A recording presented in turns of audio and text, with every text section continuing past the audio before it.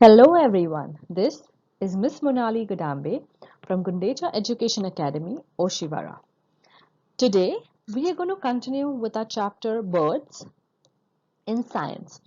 I know it's been very interesting so far, and you know what? It's going to get even more interesting this time. A quick recap. Did you all enjoy your bird watching? Remember the last time when we discussed a few topics on this particular chapter? I asked you all to be a little more vigilant and look out for certain birds in your vicinity. Were you able to find any of these? Great. Did you all notice their claws, how they were sitting on the tree, how they were perched on a branch, or maybe on your window, or on in your balcony? Did you see their beaks? Did you notice how the parrot or the parakeet that came on your window, how was he eating his food? I don't know if you'll have bird feeders, but yeah. Did you all see the little sparrow speck on the seeds? Did you see how their beak looked? Wow. Did you see what the birds were eating? Nice. So I see that all of you all are observing. Very good. So moving on. So today we are going to learn about certain other aspects of birds. The next aspect we are going to learn about is feathers. So birds are the only animals who have feathers on their body. Now why do they have feathers? Because they need to fly. So feathers help the bird to fly and to keep themselves warm. Now, of course, there are different types of feathers in, say, in shapes, in colors, in everything, in every possible way. But there are certain similarities as well. Like all the feathers are light, but at the same time, they are very strong. Sometimes not now, but I don't know if you'll have done it, but I have done it as a child. Whenever I would go on a nature trail or with my parents anywhere in a forest, I would collect different feathers of different birds. Okay, and I had a collection of feathers as a kid, so that was like my hobby to collect feathers of birds. And then I would go home and I would find out. I would ask the local people, maybe some people at the resort, or maybe my dad, or I used to refer to those ornithology books on books on ornithology is ornithology study of birds. So you get these bird books. So I would open, I would try to compare, then try to remember what did I see.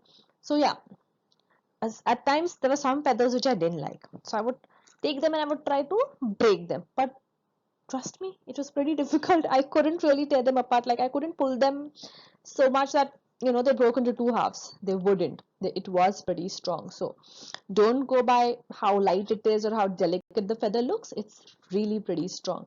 I'm sure y'all have seen a peacock's feather. Y'all might even have it at home. Try breaking that mid thing, no? The midrib. Try, no. It's pretty tough. I'm telling you. Try it someday. Don't destroy it, but just to know the strength of the feather. Anyways, some birds like peacocks and parrots have brightly colored feathers. Of course, we all know that, right? And there are different reasons why the feathers are so brightly colored. Because it is useful in mating, then sometimes for camouflaging. All at the same time, birds like crows and your cuckoos, they have black shiny feathers. Yes. Now, can you all more or less tell me what three these three feathers belong to which birds? Of course, first one we all know, it's a peacock. Second one looks like a parakeet or a parrot's feather. And the last one looks like a sparrow. Yes, it's a sparrow's feather. And now there are different types of feathers. So each bird, when you look at a bird, there are different types of feathers. So the feathers, the softest and the closest to the body of any bird are called the down feathers. Okay. Now, these feathers, I don't know if you have ever held a chick, a baby hen, the chick, and have you ever felt that chick? How soft they are. Oh my God, yeah, I love that feeling. So those feathers are your down feathers. They are fluffy and they're the softest, and that's what keeps them warm. the bird. So every bird has a layer of these down feathers underneath their actual flight feathers. Okay. Now, just a fun fact, a lot of pillows are made of these down feathers. Okay, just a fun fact. And also, some species of dinosaurs too had these down feathers. So will you all remember the soft small feathers that are found all over the bodies of the birds are called the down feathers. They are soft and they're fluffy and they help the bird stay warm. Clear? Great. To the next type of feathers, which is the flight feathers. Obviously, the name suggests flight means something that helps you to fly. So, like it is depicted or shown in this picture, these long feathers that you see which are on the wings are called the flight feathers. These feathers are stiff and strong at the same time. Why? Because of course they have to push the air down, no, when they're flying. That's why. So the feathers on birds' wings help them to fly, and birds can change their direction while flying with the help of the feathers on their tails. So there are similar feathers like this even in the tail. And next time when you see a bird who's flying, try observing how he's flying. Try seeing if he has to change the direction. Does he do anything to the tail? Yes, I want you all to observe. These are just the pictures of how your flight feathers and down feathers look. Yeah, I'm sure you all remember seeing them. I wish we were in school. We would have actually been in our ground collecting different types of feathers. Don't worry, we will do it, of course, when we meet again. But yes, I'm sure you all remember seeing these kind of feathers, right? Moving on to how birds actually fly. So most birds, like your sparrows and crows and parrots, all of them fly with the help of their wings. But some birds such as ostriches, kiwis, penguins cannot fly. They are flightless birds. And birds are able to fly because of the certain features that they have in their body or their body structure. Now, of course, we are not going to discuss some birds fly and some birds do not fly and why. Ostriches, kiwis, and penguins cannot fly because they are in a different habitat. Their sizes are different. And penguins can swim, but they cannot fly. Kiwis live in a forest and they basically need to be at the forest floor only. They get everything there, so they don't need to fly. They eat worms and insects that are found on forest floor. Ostriches are really, really big birds, so they're very, very heavy, and that is why they do not fly. But let's talk about the other set of birds which can fly. So the birds that can fly, like your sparrows, miners, pigeons, parrots, their bodies are very light, but they're strong. Okay. Now all these birds also have hollow bones so that their body becomes even lighter. Then if you look at the shape of your bird, it's like your aeroplane. Rather, the aeroplane is inspired by the bird's body shape. So, or even a boat for that matter. So it's boat shaped and it helps them cut through the air or move through the air smoothly. Also, their strong chest helps them to move their wings up and down forcefully. So they have very strong chest to move or flap their wings forcefully. Okay, the shape of their wings is such that air can flow smoothly over their bodies when they are flying. Yes, so when they're flying, if you look at the wings, they're flat.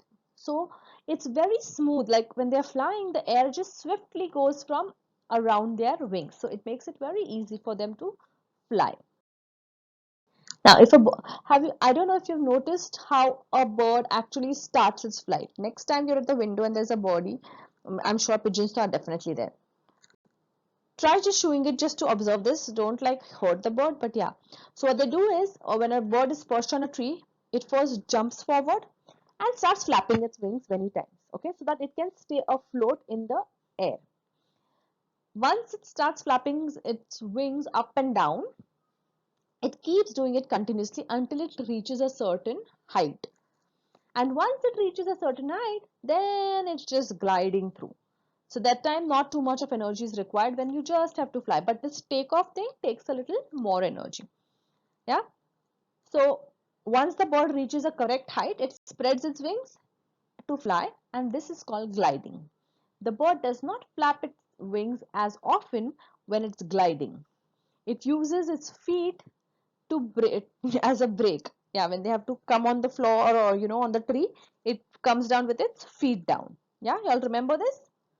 Yeah, I remember it. Like while I'm talking, I'm actually visualizing that, when I was in the park or wherever and I saw that birdie coming down to grab some food or whatever. That's how it is happening. All of you all also observe this. Okay, moving on to food habits of birds. Now, of course, different birds eat different kinds of foods, but the shape and size of their beaks differ according to the food they eat. Now, here when you look at this picture, there is one bird on the right hand side which is eating a berry, a little fruit. That's a cuckoo. That's a cuckoo is trying to eat a berry. So look at the way the beak is.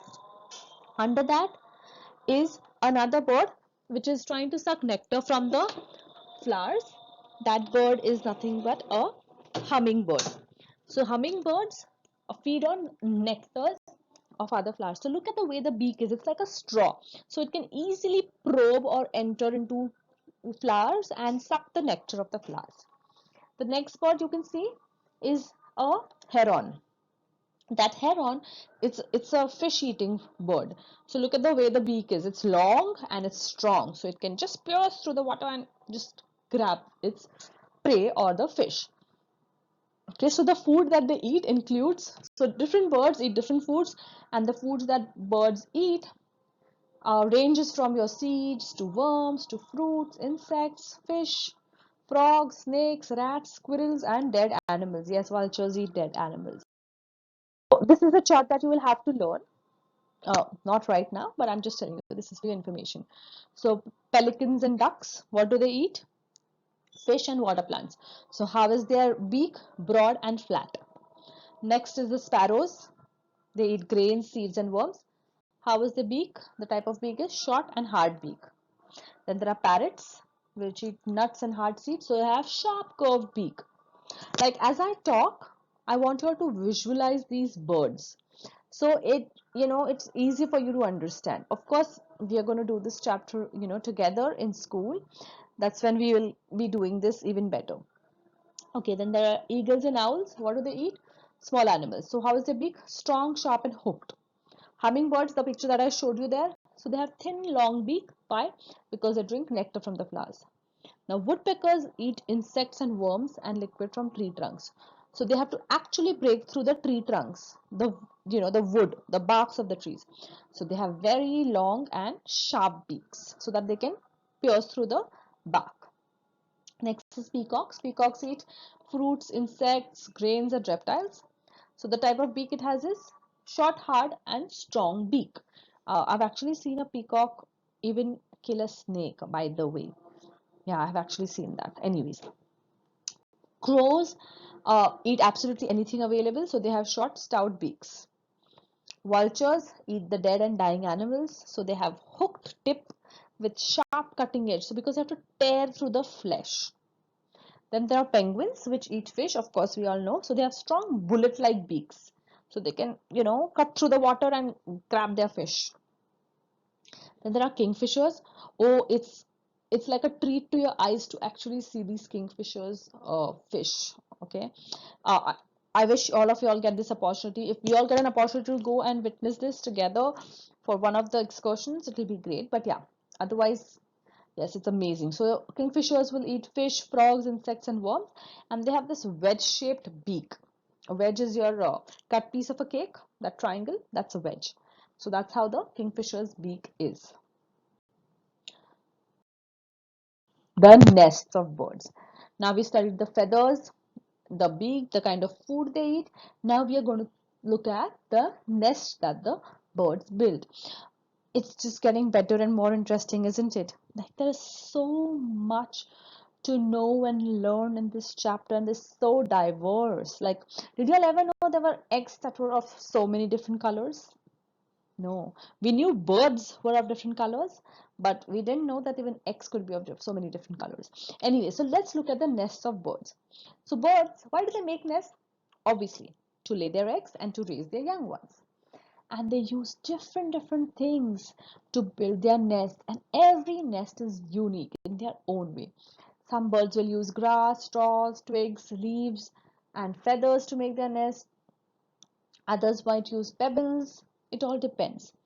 They also use threads and piece of cloth to make their nest. Yes, they do. And then they make their nest on trees, on terraces of the buildings, open grounds, rocks, by the waterside. Depends on where the bird lives. So this is the first bird that we're going to look at. It's a very cute, tiny little bird. This is called the tailor bird. Okay. So this tailor bird makes his nest by just stitching the leaves around it together with hay or straw. It just stitches two leaves together using hay and straw as a thread. See, like there is one nest that without a bird in it. You can see how how nicely they just rolled the two leaves so that other big birds or snakes or nobody or people, we don't notice it also. There could be a tailor bird in your surrounding, but you might not even notice because you don't even they're so well made. It's such a well made nest. So what it does, it curls the leaf. Okay, it makes little holes and it starts stitching it with hay or dry grass. Then it collects all the soft material to keep the babies nice and cozy inside, and then it lays its eggs and raises babies here. Try to notice. I'm sure some of you all will definitely find a tailor bird. And they make these nests close to our houses, by the way, for safety reasons, but a little above the ground because cats and all tend to attack to eat the young ones or the. Moving on to a very interesting nest builder. Rather, he's an architect. Okay, the way he builds his nest so artistically is just unbelievable. So this is a weaver bird. As the name suggests, it weaves its nest using grass and straw and hay, and it actually makes it in such a way that it makes enough space for the babies to grow, and it makes its opening underneath. So when the other birds are flying on top, they don't feel like there's a nest here. They just see some dry grass. So it starts, the first picture shows how it starts to make the nest. It takes the green grass and it just starts weaving and weaving and weaving until it makes what you can see in the last picture. And the perfectionist, okay? So you can see two birds. The yellow one, the attractive one, is the male or the boy, and the one which is not very attractive is the girl because she has to hide inside the nest and not let the predators eat. Like snakes can attack, big birds can attack. So yeah, so when I was little, I used to go to my native place, Alibag, and I used to see trees filled with these weaver bird nests. Amazing. And my grandmother used to tell me, so these weaver birds build such beautiful nests inside. They keep nice soft cotton. They make a little swing inside. Now, of course, I don't know how far they make the swing inside for the babies. But yeah, they have very interesting nests. Also, another fact is the male will build the nest and then the female will come and inspect it. Only if she likes the nest, she will lay eggs in it. Otherwise, they will abandon the nest. They'll just go away. So the male has to make another beautiful nest. Unless it's perfect, they will not use it. That's why you see trees filled with these nests. Sometimes, and imagine they work so hard to make this nest, and if it is not right, gone. They just abandon it. Anyways, there's just some fun fact about this weaver bird. So we studied then about the nest of a tailor bird who just weaves two leaves together, who just stitches two leaves together, and this is a tailor bird. Next type of bird we're going to study about is the woodpecker. Now, what does the woodpecker do? It just bores holes in the bark of the tree with its sharp beak. Okay, so there's a tree trunk. It bores the holes inside, keeps all the soft things for the little chicks, and it that's where it nests.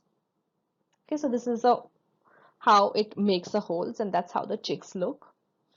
They just stick out of that little hole, so they're concealed. So other big birds or snakes, they don't see what's where the actual chicks are. So only when the mama bird comes or the daddy bird comes, the chicks will come out, and then they'll go in again to hide. Now, moving on. Birds lay their eggs in nest. Okay. Then they sit on the eggs to keep them warm till the young ones are hatched. Now, birds use their beaks and claws to pick up food and fly. When fly, fly with it to the nest. Of course, you all know they use their beaks to pick up food and claws to give the food to their young ones. And they use their beaks to feed the young ones. They don't have hands like us, no, to feed. So they use their, and they look after their young ones by feeding them and protecting them. Do you see this picture, this little picture on the left? It has baby birds in a nest. Yeah, that's how they look when they're born. Yes. Next one is just a fun picture that I thought I would just share with you. These are different eggs of different birds.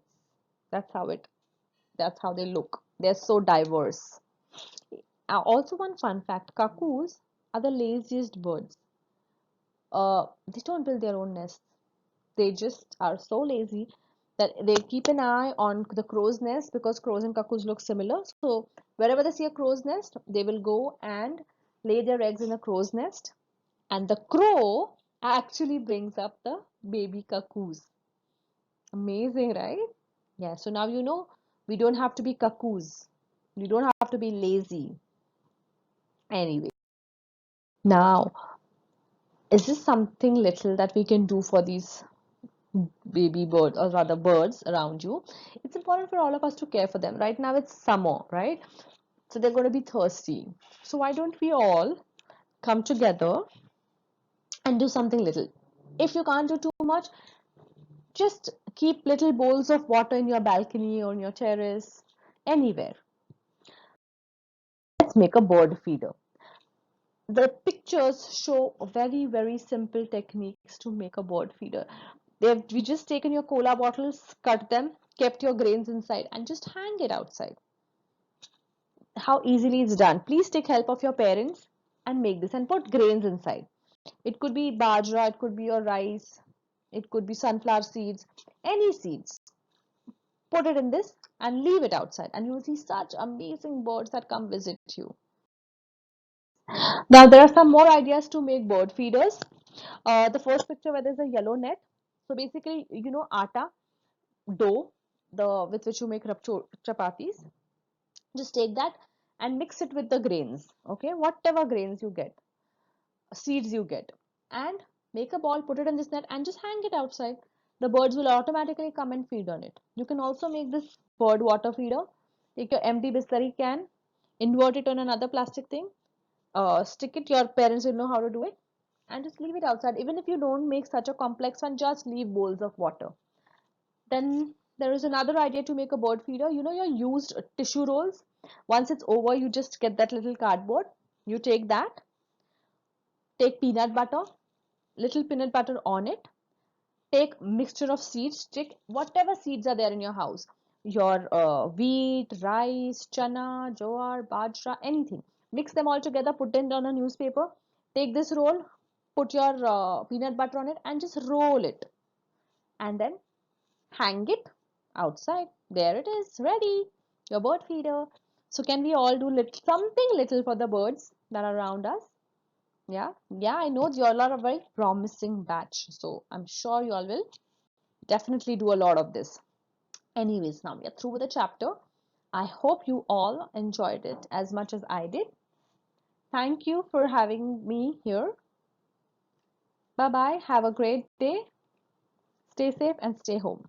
This is Miss Monali Gurambe signing off.